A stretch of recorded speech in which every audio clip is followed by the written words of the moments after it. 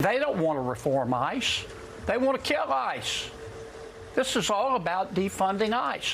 When we went through this with defunding the police, I remember they wanted to call it reform. No, they wanted to get rid of the police and replace them with social workers. And I said at the time, you know, if you hate cops just because they're cops, the next time you get in trouble, call a crackhead. You know, the frustration here is, once again, the Republicans are the party of law and order. The Democrats are the party of defund the police. This is the next chapter in the Democrats refusing to fund DHS, refusing to fund the police enforcement right now.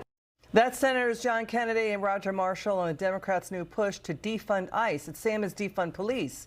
They are dropping, it seems, affordability as their midterm messaging. The House end of the government shutdown. DHS and ICE only going to be funded through February 13th. Far-left Democrats want restrictions on ICE. They want to get rid of ICE before they'll approve about $10 billion more in funding for ICE. That's what it typically gets annually. President Trump signed the reopening bill just moments ago. Let's welcome to the show Senate Judiciary Tennessee Senator Marsha Blackburn. Senator, it's always great to see you. Will Democrats get restrictions on ICE?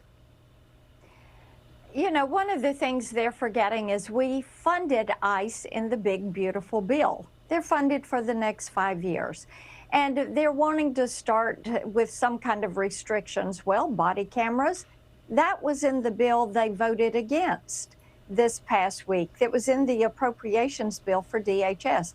The other thing is, when they try to defund DHS so they can defund ICE, they are defunding the TSA. They are defunding FEMA.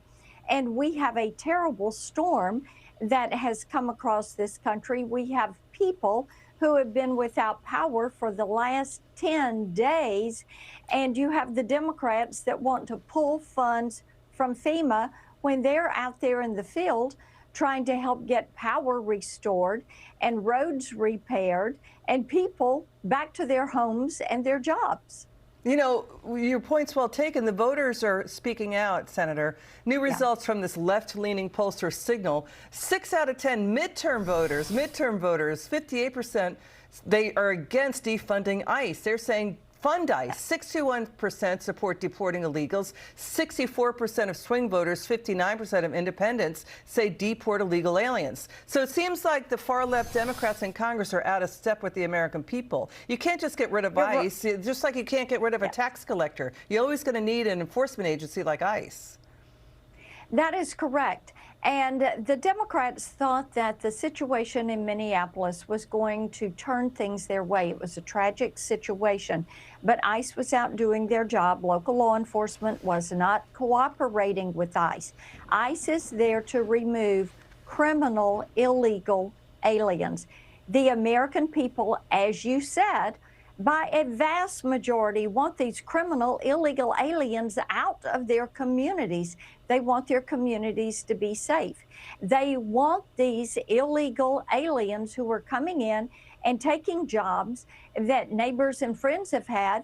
They want them to be removed, and they want them to comply with the law.